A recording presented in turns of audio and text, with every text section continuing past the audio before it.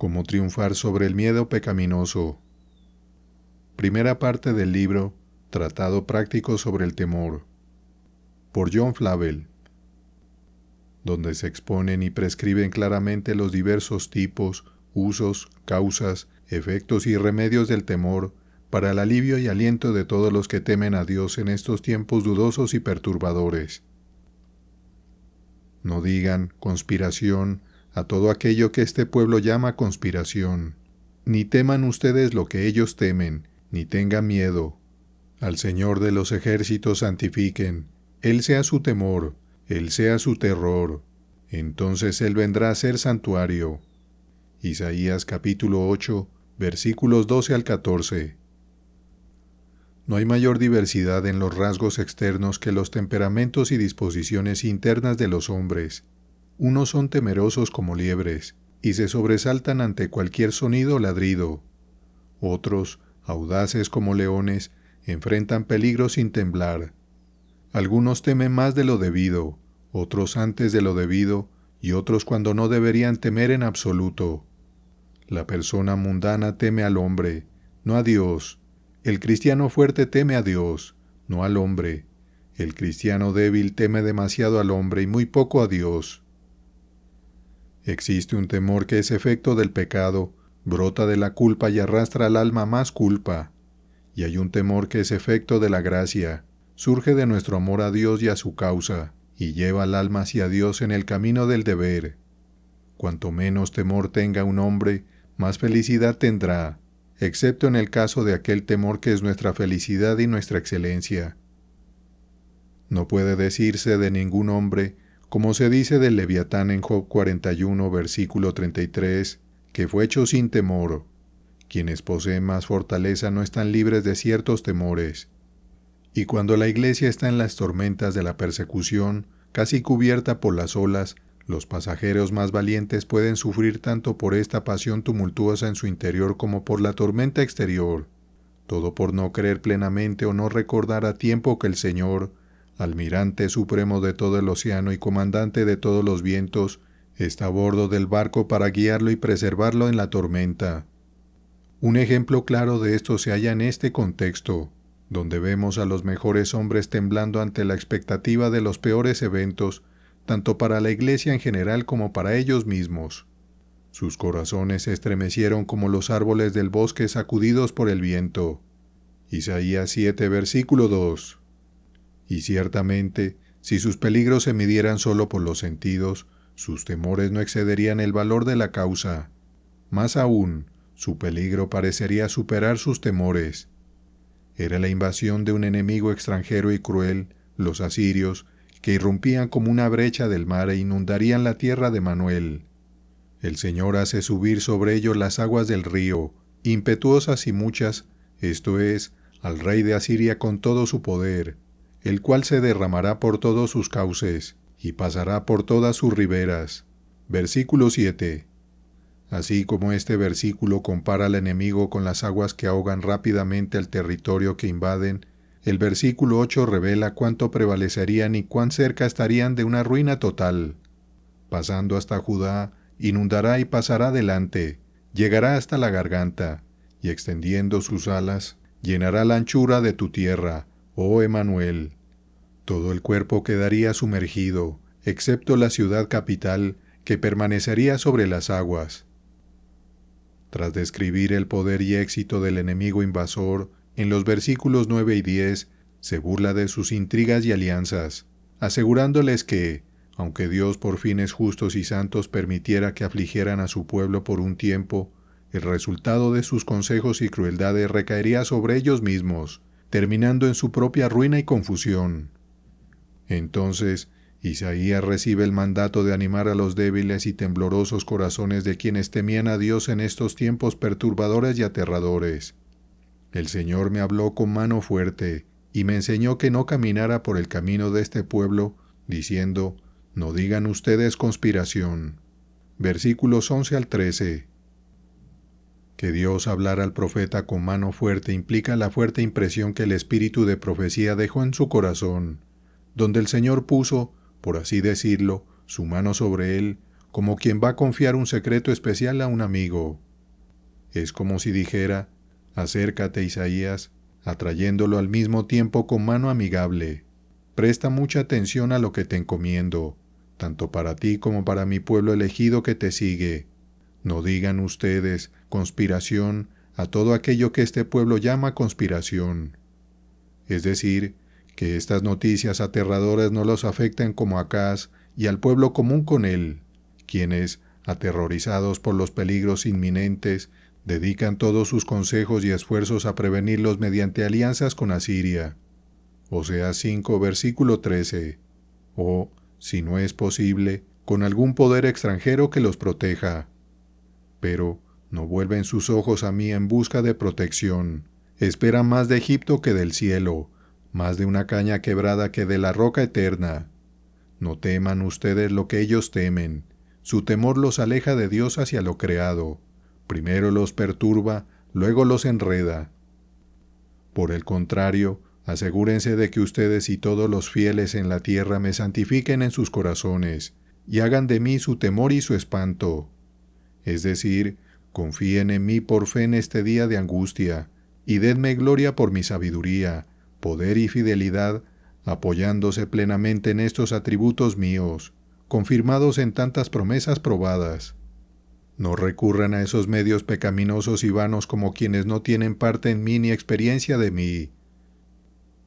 Este es el propósito general del texto, donde específicamente encontramos: primero, una práctica mala prohibida; segundo, un remedio eficaz prescrito; tercero, un singular aliento para aplicar ese remedio.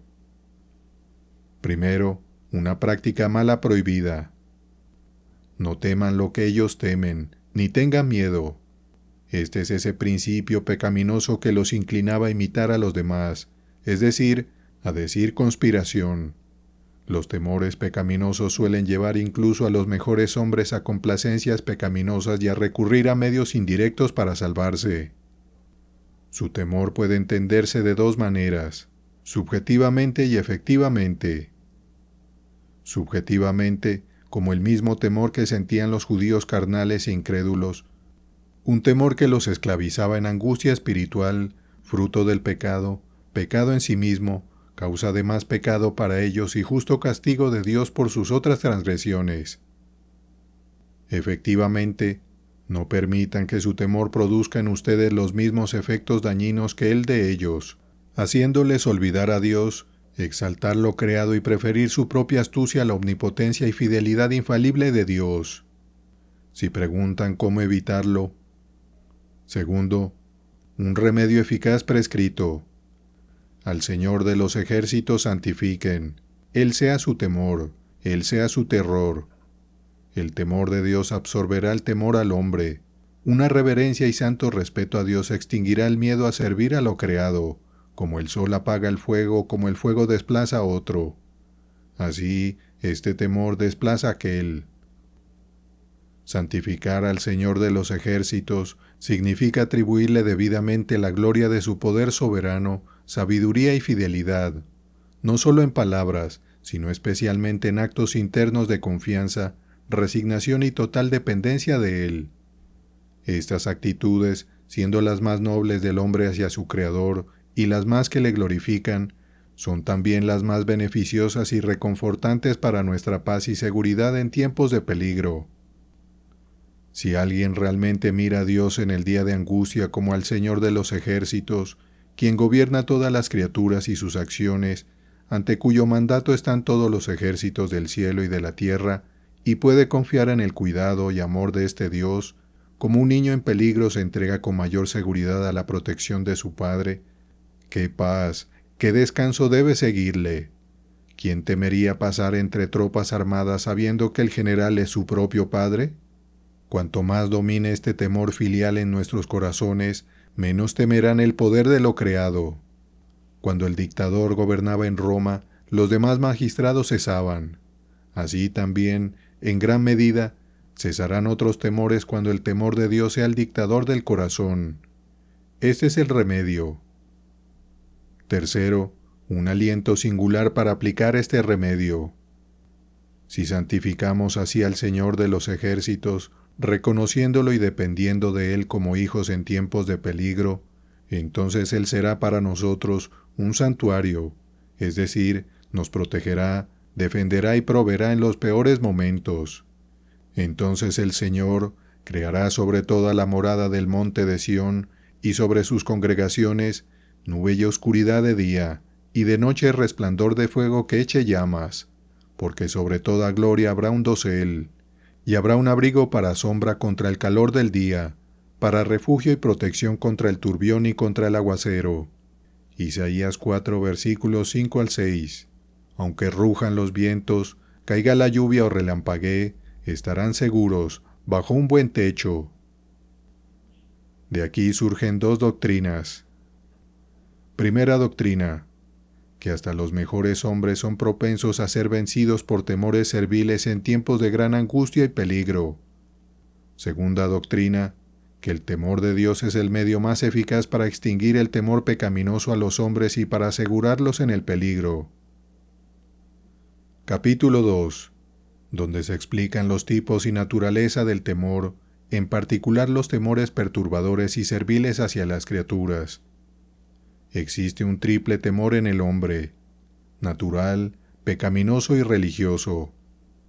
Primero, el temor natural, del cual participan todos los que comparten la naturaleza humana sin excepción. El temor natural es la perturbación del ánimo ante la percepción de un mal inminente o un peligro que se acerca. La palabra temor en griego proviene de un verbo que significa huir. Eso no siempre es pecaminoso, pero siempre es fruto y consecuencia del pecado. Desde que el pecado entró en nuestra naturaleza, no hay forma de librarse del temor. Apenas Adán pecó, sintió temor y se escondió entre los árboles del huerto. Génesis 3, versículo 8. Al violar el pacto, inmediatamente temió la ejecución de la maldición. Primero comió, luego se escondió, y esta aflicción se transmitió a todos sus descendientes. A este temor natural, nuestro Señor Jesucristo se sometió en los días de su carne. Comenzó a entristecerse y angustiarse. Marcos 14, versículo 33. Aunque su naturaleza humana estaba libre de pecado, vino en semejanza de carne de pecado. Romanos 8, versículo 3. Este temor causa gran perturbación en el alma, pues el temor lleva en sí castigo. Primera de Juan 4, versículo 18. La intensidad del temor depende del peligro percibido, y a mayor temor, mayor confusión mental. Si el miedo es excesivo, la razón se nubla y no puede guiarnos, como dice el salmista sobre los marineros en una tormenta. Se turban como ebrios y toda su sabiduría desaparece. Salmo 107, versículo 27. Esto explica Deuteronomio 28, versículo 25, donde se dice que huirán delante de sus enemigos por 7 caminos. El pánico será tan grande que buscarán salidas desesperadas, pero ninguna les satisfará. El temor anula la razón, dejando al hombre en incertidumbre, clamando: no sé qué hacer, no sé hacia dónde volverme. El mal es el objeto del temor, y cuando mayor sea el mal, más intenso será el miedo. Por eso, los terrores de una conciencia despierta y atormentada son los peores, pues el hombre se enfrenta a un Dios santo y temible, aterrado por su ira infinita y eterna, el mayor de todos los males. Esto explica la agonía de Cristo, quien sudó como grandes gotas de sangre. Entre los males temporales, la muerte es el peor, por lo que Job la llama el rey de los espantos. Job 18, versículo 14. Sin embargo, el mal en sí mismo es más objeto de odio que de temor. Solo cuando es inminente y no vemos escapatoria, el temor se desata. Por eso los santos en la gloria están libres de todo miedo, ya no hay peligro. Tampoco tememos los males mientras no los veamos acercarse. Saber que hay fuego, plagas o guerra en tierras lejanas nos asusta, pero si llegan a nuestra ciudad, o peor, a nuestra casa, temblamos. La seguridad carnal se mantiene imaginando los males lejanos, como aquellos de quienes habla Amós 6, versículo 3. Alejan de sí el día malo. No podían alejarlo en realidad, solo en su imaginación, cerrando los ojos para no interrumpir su falsa paz. Así también, la muerte no asusta tanto porque se la ve lejana, pero si supiéramos su hora exacta, especialmente si fuera pronto, nos aterraría. Esta es la naturaleza del temor natural, una infelicidad de la que todos gemimos. Afecta en cierta medida a todas las criaturas, pero en el hombre produce el mayor tormento, pues se convierte en su propio verdugo. No todos lo experimentan igual. Algunos son naturalmente valientes como león, otros tímidos como la liebre, que huye ante el menor peligro. Lutero era de un espíritu firme en las adversidades, mientras que Melantón, aunque igualmente piadoso, era propenso al desánimo. Como escribió Lutero, yo casi no me inquieto por las amenazas de estos furiosos papistas, pero lamento que esos cuidados ansiosos te consuman. La gracia puede ser igual en ambos, pero el temperamento influye en cómo se manifiesta. Hasta aquí, brevemente sobre el temor natural. Segundo, existe un temor que es formal e intrínsecamente pecaminoso, no solo una desdicha nuestra, sino también una culpa, no solo una simple aflicción y carga, sino un gran mal y provocación. Y tal es el temor del cual se nos disuade aquí, llamado su temor, es decir, el temor con el que temen los hombres carnales e incrédulos cuando los peligros los amenazan. Y su naturaleza pecaminosa radica en 5 cosas. Primero, en su origen y causa, que es la incredulidad, y una desconfianza indigna de Dios, cuando no nos atrevemos a descansar en la seguridad de una promesa divina, ni confiamos en la protección de Dios al andar en el camino del deber. Este fue precisamente el caso de aquel pueblo. Isaías 30, versículo 15. Porque así dijo Jehová el Señor, el Santo de Israel: en descanso y en reposo seréis salvos, en quietud y en confianza será vuestra fortaleza. Y no quisisteis, sino que dijisteis: no, antes huiremos en caballos. Por tanto, vosotros huiréis, sobre corceles veloces cabalgaremos. Por tanto, serán veloces vuestros perseguidores. Un millar huirá a la amenaza de uno. Así fue el caso. Sennacherib, con un poderoso ejército, estaba listo para invadirlos. Esto los llenó de terror. En esa angustia, Dios les aseguró por medio de su profeta que, en descanso y en reposo serían salvos, en quietud y en confianza estaría su fortaleza. El significado es: no se angustien con muchos consejos y proyectos para protegerse bajo las alas de Egipto o cualquier otro protector, sino que, con un espíritu sereno, tranquilo y calmado, descansen en mi poder por la fe. Tomen mis promesas como su seguridad. Esto será su salvación y fortaleza, más eficaz para su preservación que ejércitos, guarniciones o cualquier defensa creada en el mundo. Un solo acto de fe les servirá más que el faraón y todas sus fuerzas. Pero dijisteis: no, es decir, no nos atreveremos a confiar en eso. Un buen caballo nos servirá mejor en tal momento que una buena promesa. Egipto es una mejor seguridad a sus ojos que el cielo. Este es el fruto de una incredulidad grosera. Y así como los hombres impíos abandonan a Dios y se aferran a las criaturas en tiempos de tribulación, también se halla una pizca de esta desconfianza en los mejores hombres, lo cual produce temor y turbación. Esto les ocurrió a los mismos discípulos. Mateo 8, versículo 26. ¿Por qué teméis, hombres de poca fe? Una tormenta los sorprendió en el mar, el peligro comenzó a amenazarlos, y enseguida surgió otra tormenta dentro de ellos. Sus temores eran más impetuosos que los vientos y más necesitados de ser calmados que el mar. Y todo provenía de su incredulidad, como Cristo les dijo: cuanto menor era su fe, mayor era su temor. Si un hombre logra descansar en Dios por una promesa, en la medida en que cree, en esa medida se sentirá seguro. Y Lírico, en su catálogo de testigos, relata este hecho notable en un tal Andrés Prolx, un piadoso anciano teólogo que vivió algo antes de Lutero y enseñaba muchos puntos de manera sana, según la luz que tenía entonces. Fue convocado en un sínodo en Milán y después en Letrán, donde se opuso a una proposición del Papa sobre imponer una nueva festividad a la Iglesia. Esto lo puso en gran peligro, y escapando por poco de Roma, compró un arco y armas, pero mientras cabalgaba, comenzó a reflexionar que la causa no era suya sino de Dios, y que no debía sostenerse con espada y arco, y que, aun si así fuera, ¿qué podría ser un anciano débil con armas? Ante esto, arrojó sus armas, se encomendó a Dios a sí mismo, su causa y su viaje, confió en sus promesas más que en la espada y el arco, y llegó a casa sano y salvo. Después murió tranquilamente en su cama. Segundo, el carácter pecaminoso del temor radica en su exceso e intemperancia, cuando tenemos más de lo que deberíamos. Pues de nuestros temores puede decirse lo que el filósofo dijo de las aguas.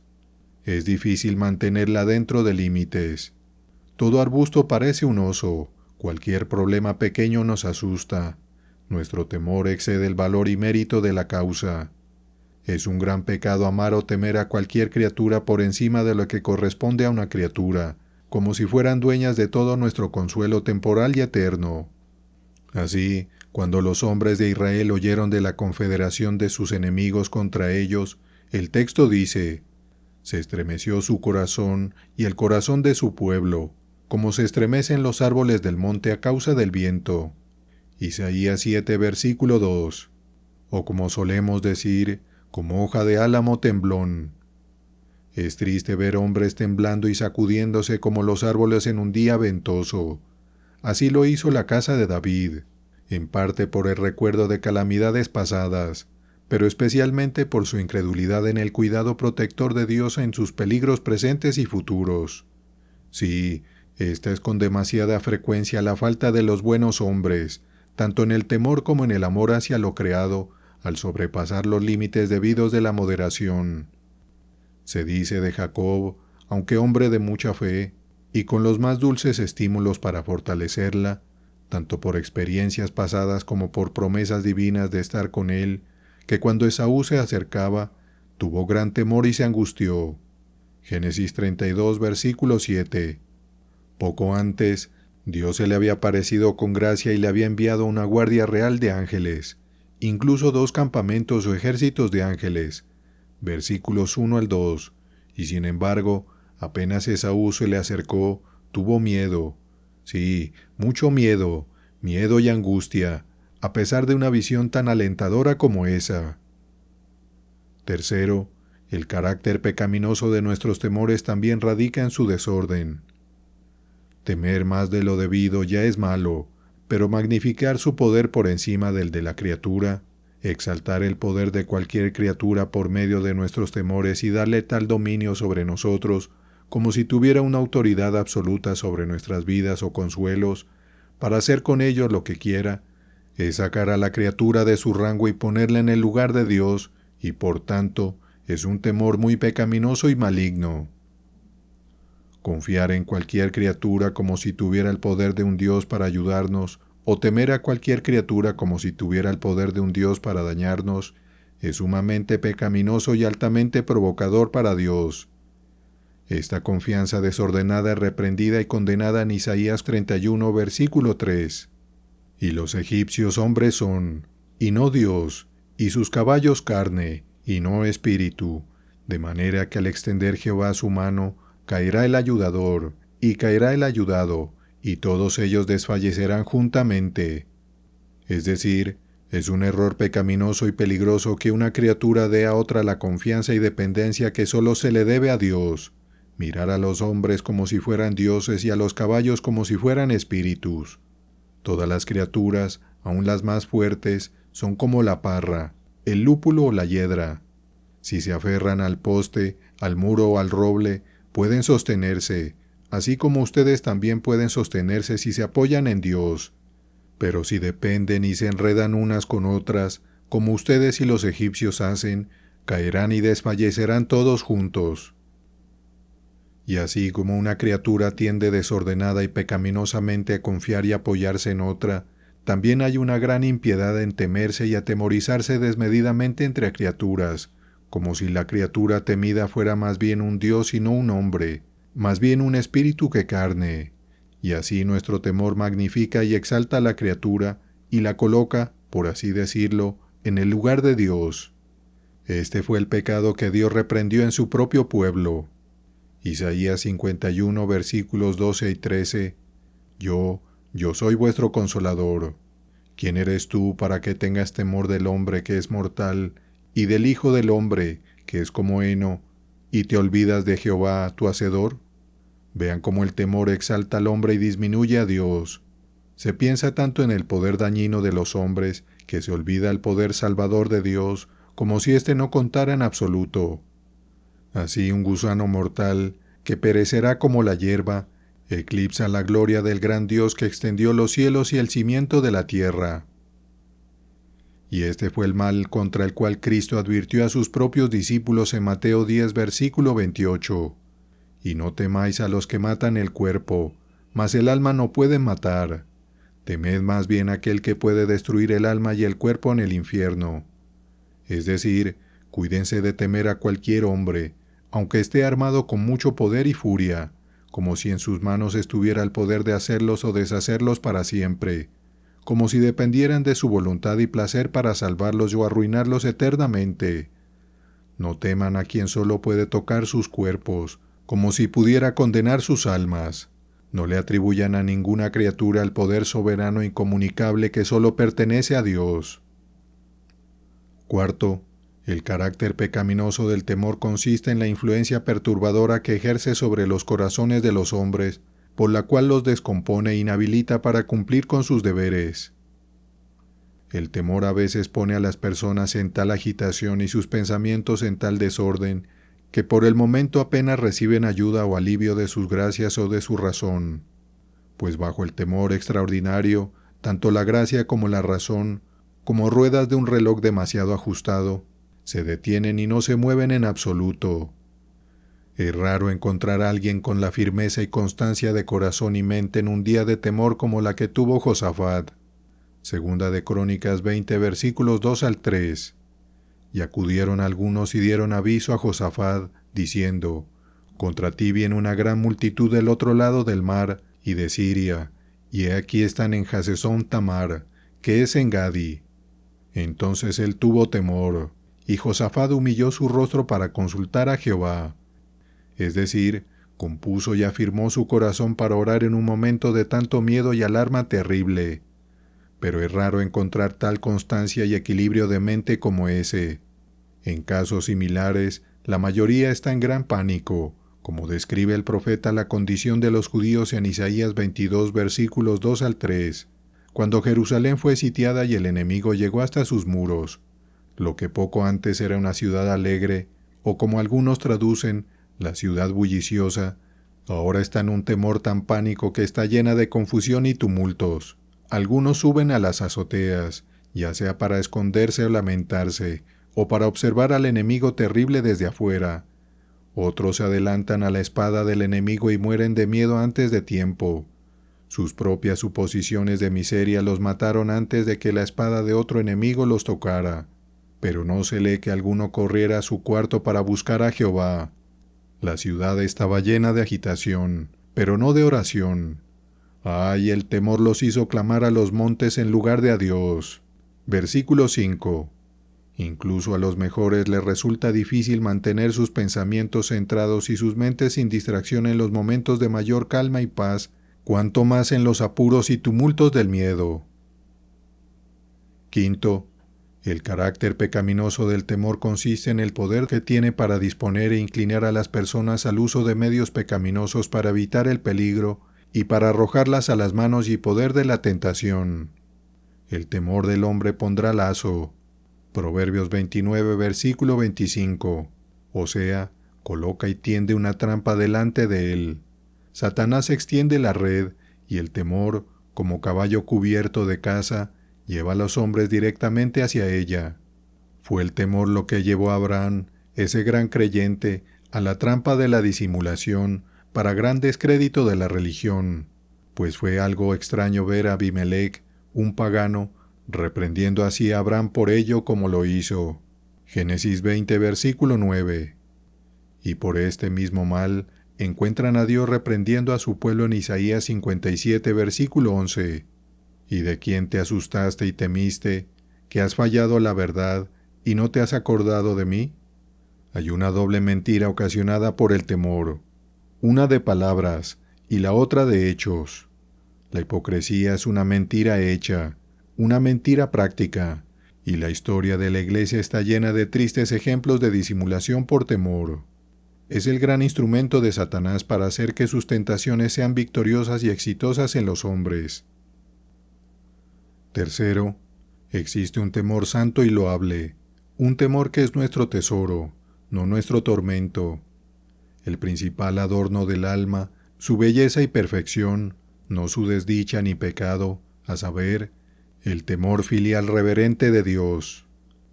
El temor natural es una pasión pura y simple del alma. El temor pecaminoso es la pasión desordenada y corrupta del alma.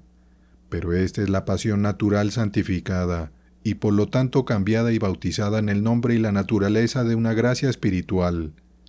Este temor también se menciona en mi texto, y se prescribe como antídoto contra los temores pecaminosos. Devora los temores carnales como la serpiente de Moisés devoró la de los encantadores. Estar en temor del hombre de día y de noche es uno de los más severos juicios.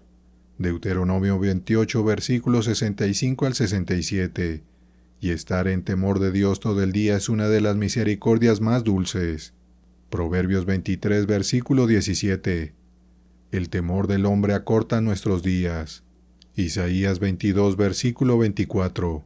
Pero el temor de Jehová prolonga los días. Proverbios 10, versículo 27. El temor de Jehová es manantial de vida. Proverbios 14, versículo 27. Pero el temor del hombre es manantial de males y miserias.